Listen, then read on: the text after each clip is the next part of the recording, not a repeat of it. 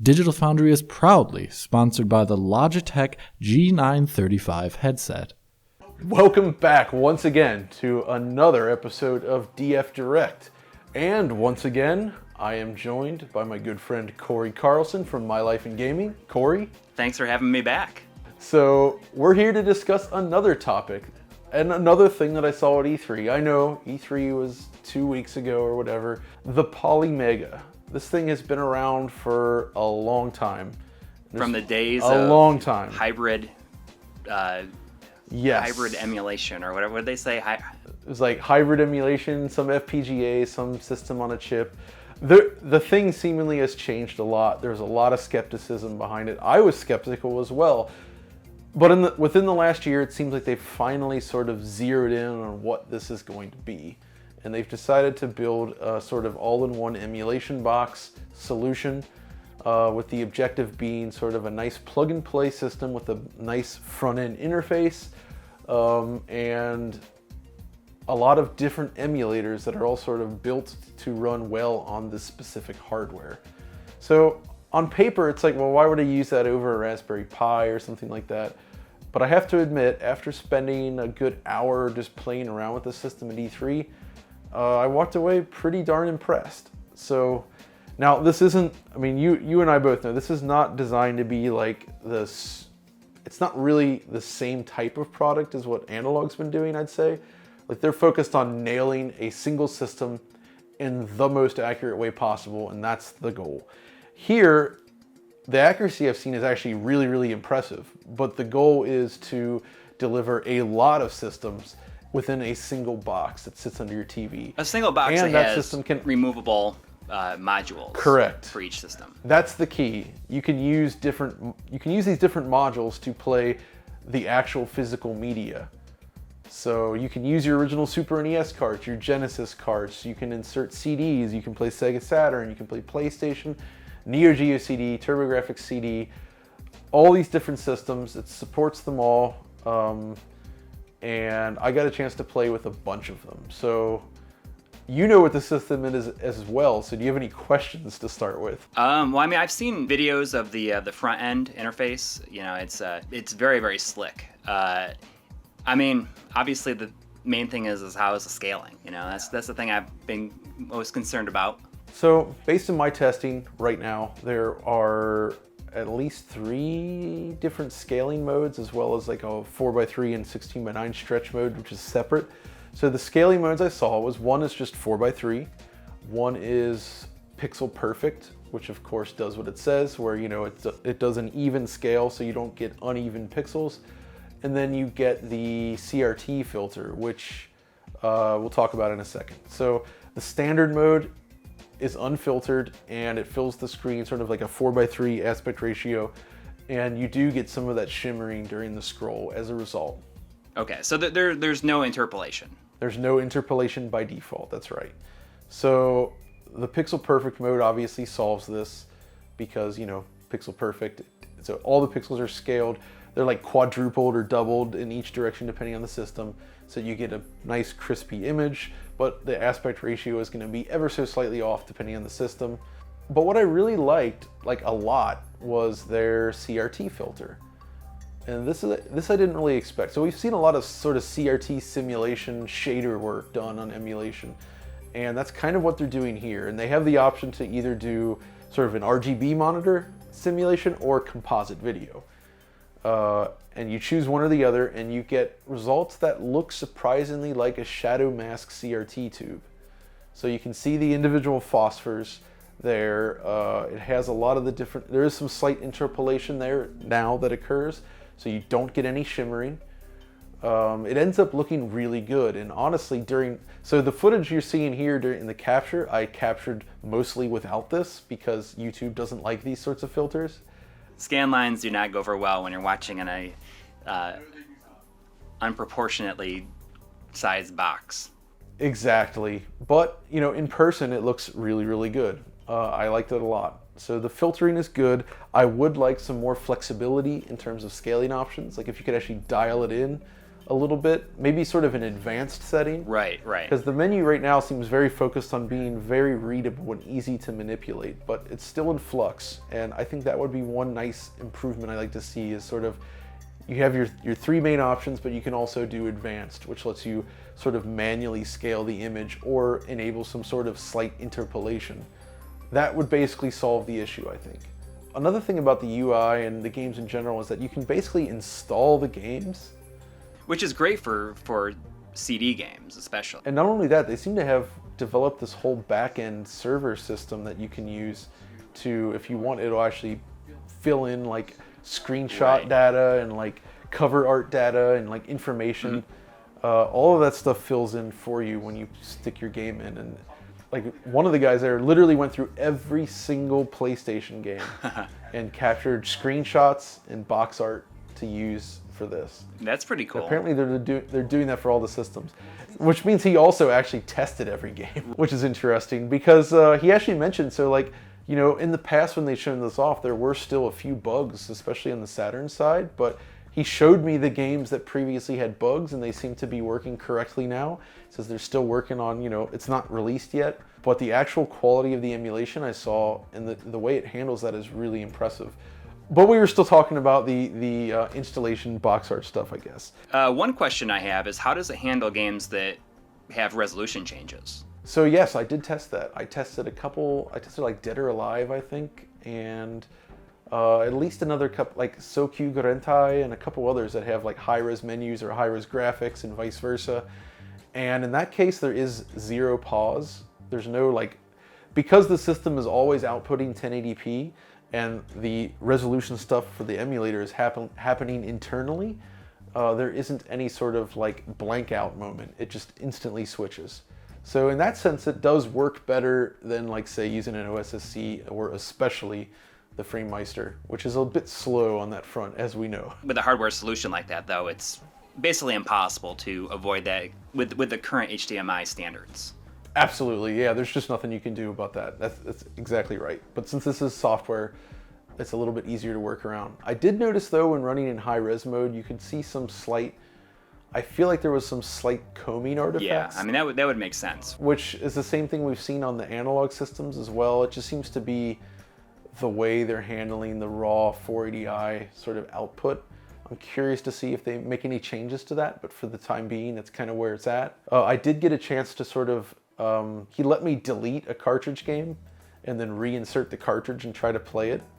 And it was instant, which was cool. Do you know if does it import your save files as well? So it does seem to, I need to double check on this, but I believe you can delete the game data separately from the save data. So you can keep your save data there, and if you want, and then delete the actual cartridge data. And what I don't know is, this is probably not possible, but I'm wondering if you could upload the save data back to the cartridge. I don't want to say one way or the other yet, because I actually do not know that. But I do know that when you insert a cartridge game for the first time, there isn't any pause or waiting. It's just instant, which is good. Because I think, I remember testing like the Retron 5 or some of the other systems out, and they kind of do have a little bit of a pause when you first load up those cartridges, because it has to load it into memory. Where here, it's doing the same thing, but it's very fast, so it doesn't delay you from starting the game. What I don't know, I didn't get to test that with a CD game, so again, we'll have to wait and see. With CD games, kind of the big, I guess, the elephant in the room is the use of needing a BIOS, and they have built their own BIOS, from what they've said. That's what I was told as well. They spent time sort of engineering their own BIOS solution for these games. So I'm curious to learn more about how they've gone about doing that, and maybe try to see a little bit more about it. But yeah, I tested all the different CD systems and they all booted up without an issue. And you know, like on Saturn, when you start it, you do get the Sega sort of like licensed by screen as well before the game starts up, which I thought was interesting. Of course, the actual emulators in use were licensed out. The one I thought was interesting is how they're using Kega Fusion for this. But it's not just the PC one. They actually went and they talked to Steve Snake. Yeah, it was the original creator of it. It's an updated version of that emulator. It's a 64-bit version with some changes and improvements, it sounds like. which is cool. I mean, you know, they actually went back to him, and that emulator, you know, it's not psycho-accurate, but it's a solid emulator, and it's been around for a long time, so it's neat that he kind of went back to it to make adjustments, and here it is again. They also used Messen, I think, for NES emulation, which also supports the high def packs. You know, people have made new tile sets for NES games that you can load in as a pack. So like in this case, he showed like Metroid. It's the original Metroid game, but if you load the high-res pack, the resolution of the assets is doubled, and it's higher color. There's parallax scrolling. It basically looks like they basically replaced the tile sets in the original game with like Super Metroid tile sets and some new assets as well. So it actually looks like a weird hybrid between a 16-bit and an 8-bit game, because you're kind of looking at higher resolution 16-bit-ish artwork, but obviously the animation frames in Samus are still limited to what was part of the original game, at least in this specific case. I have never even seen this. This right? Like I'd heard about it, but I never tested it. And he's like, oh yeah, you can literally just go, you select your NES, you select the ROM, and then you can actually load a separate pack, or just load the ROM straight. So that's a cool little bonus. How were the controllers? I mean, I know you have the option to use your own controllers, but the one that they are packing in with it looks pretty good, I thought. So I played around with, the one I primarily used was their 6-button controller, which seems to be designed to simulate the Genesis 6-button pad. Right. And it's pretty good. The grip is nice. The D-pad feels solid. It's suitably capable of nice, smooth quarter circles. The buttons feel nice. It's nicely weighted. So yeah, all in all, that controller feels good. I did pick up and play with some of their other pads there, but I didn't use them with the system. They also had, I think, a Retrobit Saturn pad there, and like a Super NES pad, because like the Super NES module has those controller ports. And they're working on a light gun too. Yeah, they had a light gun, and again, I didn't get a chance to sample that, unfortunately, but they did have that there sitting on the side, which looked interesting. There's more to experience with the controller stuff. I think Bob from RetroRGB already did some latency tests. He did a video on that a while ago, and he was mentioned as well here. They said that they've actually managed to get the latency down like another frame since Bob last tested it.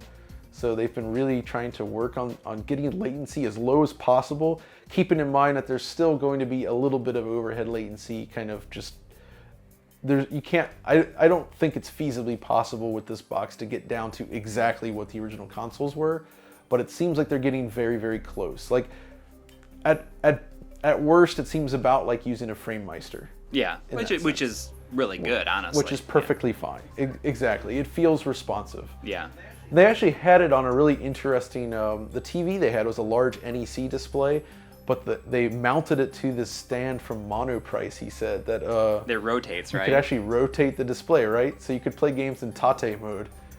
And that is, that's not a feature of the system, obviously. That's a game setting. But he did say they were looking at adapting the UI so that you could switch the whole UI. Oh, yeah. I mean, you'd want to do that where if it detects that the game is in that mode. I'm not sure if it could. I don't know if that's going to happen, but when I switched it to Tate mode, we talked about the UI, and he said, oh yeah, we do want to look at getting the UI to work in Tate mode. Yeah. Like find some way to toggle it so that you can essentially still use the menu without turning your head sideways. The system does have some sort of online component ability to be able to, I mean, they can issue patches per game if they needed. They can do probably per game patches. They can definitely update the OS, add features, all that kind of stuff seems completely possible. So it's different than like a typical retro system in that sense. It's not really designed to be like, okay, this is like your standalone disconnected unit that you plug your cartridge into. It's definitely not that, but that's kind of okay. Like it's a different thing, and I can totally get behind that. It's like, I could see like a use case for me is, in our living room where, I don't really have much in the way of game consoles outside of like an Xbox One. I would love to have something like this down there as well. So if I wanted to play retro games in the living room as well, instead of just up here, I could totally do that. And this is a system that would actually make that work without having to have all your different consoles out.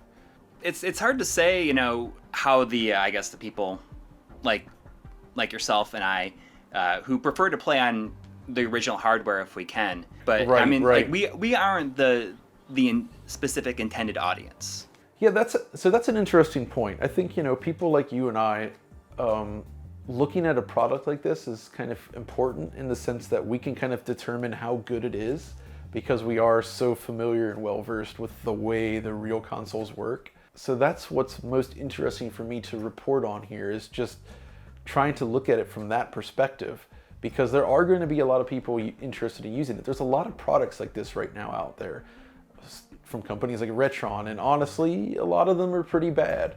This one seems to be significantly better than just about anything else I've tested outside of the analog products, which again, slightly different class. This is, I would say though, this does kind of sit alongside the analog products in terms of like the tier that they're aiming for, but the focus is different. So they're not exactly the same. I could see owning them both even. But honestly, I talked to a lot of people that they still have their old games. Specifically at this last show, when we went to various shops and, you know, just talking around to people that are into retro games, they're like, yeah, you know, I have all these old games, I like to play them. I don't have the room to actually have all these old systems hooked up. I don't have the room for a CRT. You know, I want to be able to play these on my normal TV in the living room or the game room or something. And I think that this is a really good fit for that. And it's more friendly and enjoyable to use than something like a Raspberry Pi. A lot more, actually. Oh yeah, I mean, Raspberry Pis, you know, for the amount of people that enjoy the Raspberry Pi and will say, oh, just get a Raspberry Pi, they take a little bit of time to wrangle. Yeah, they're cool. I mean, I've used them. They're fun to play with. I like playing around with the Pi. There's no doubt about it. But it's not necessarily a perfect solution, I think, to all the different issues that people might encounter. So big fans of the Raspberry Pi will say, you know, this is way too expensive. Why waste your money on this? You know, there's a lot of hurdles, I guess, for them to overcome to succeed. You know, it's more expensive, and you have to buy the individual modules to be able to play that system. Yeah, the target market is a weird one for this, because you have to have people that are really into retro games to want to spend the kind of money, Right. but not so into it that they want to have standalone consoles and a CRT. Yes. But I do think that there's a decent amount of people somewhere in the middle that would like to use the real carts, and they want a solution like this. And I really do, like, the user experience is good enough that I think it's an interesting thing. And I need to review it myself before I give it sort of the same final here, same judgment here. here, obviously. Like, this is just, I was surprised and impressed by what they've done with this, because based on, you know, usually when there's other emulation boxes out there, the results just aren't that good. Right.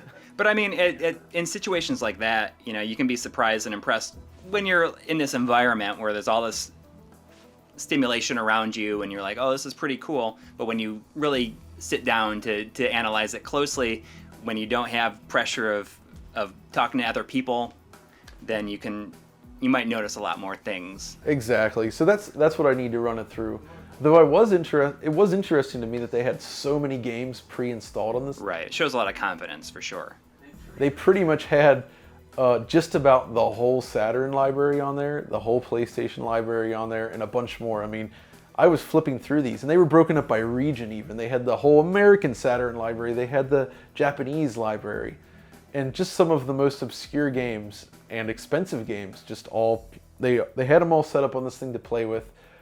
I played games like Radiant Silvergun, Dead or Alive, and a few other oddball ones.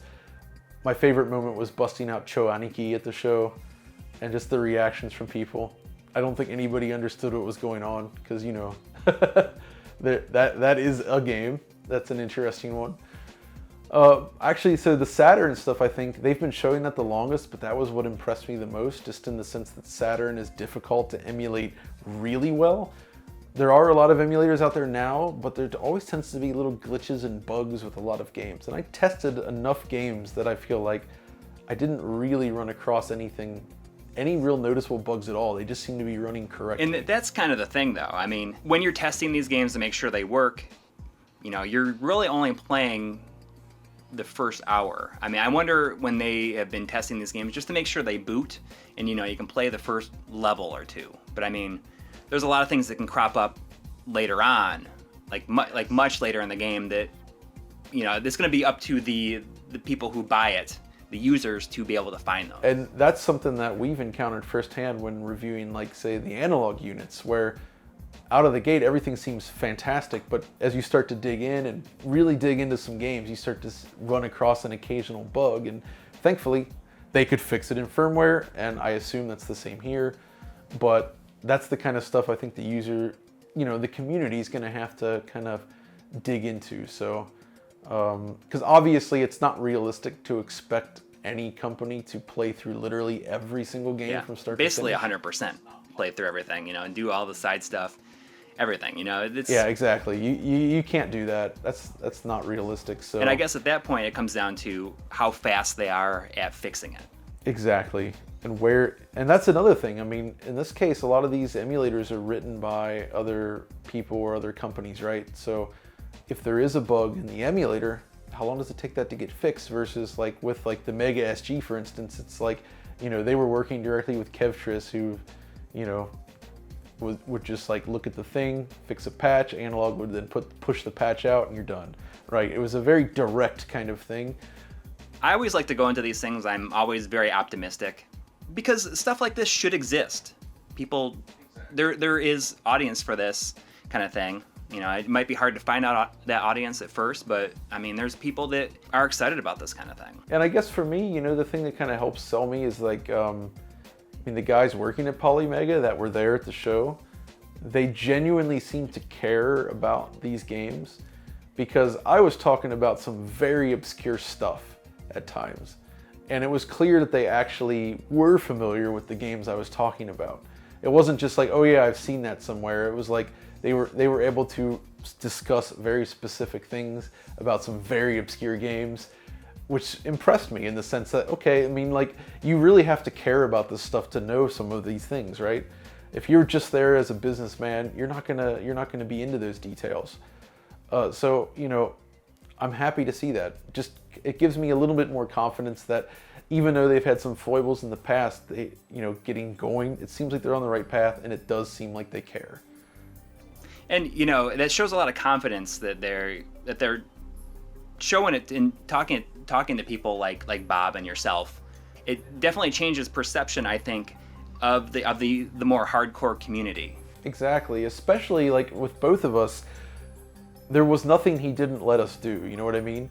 If I say, well, I want to delete this game and install it, I want to try swapping modules, I want to plug cartridges in and out, I want to run my capture unit in, I want to mess around in the back, I want to try these different controllers out, you know, I want to, you know, everything I wanted to do, he was like, yep, just do it. Like, he was completely hands off and just let me sort of play with the device for like an hour. I mean, I played PC Engine CD, played some Sega CD, I was playing some Bari ARM on there, of course. I mean, it'll be interesting to compare how well the Sega CD games run compared to the upcoming Mega SD. Exactly, yeah, I'm really curious about that. And actually thinking about the way games run, they seem to be very accurate. So for instance, the game Powerslave, that I really love it. I noticed they had the PlayStation version on there, so I loaded it up and played it. Now, if you play this game on a PlayStation 3 system with backwards compatibility, the frame rate is significantly higher than if you play on a real PS1. And it's kind of an interesting bonus, but it also shows that the emulator is a little different. It's not completely accurate, right? In this case, the Polymega seemed to run it exactly like the PlayStation version. So it had slowdown in all the same places in exactly the same way, which is fascinating because there doesn't seem to be sort of a performance differential. Right, and in a lot of ways, far. it's much more challenging to do that. That's the point. It's actually more difficult to perfectly simulate the speed of a game with the correct slowdown. But that does seem to be the case, at least there.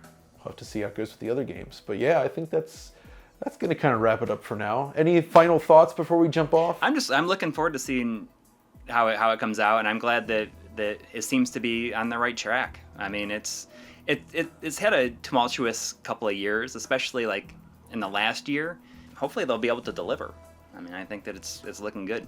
Yeah, I was skeptical, like I said, and this was the first time I've ever seen it in person, and yeah, I'm very curious. It's much better, a whole lot better than I would have expected, based on first impressions, of course.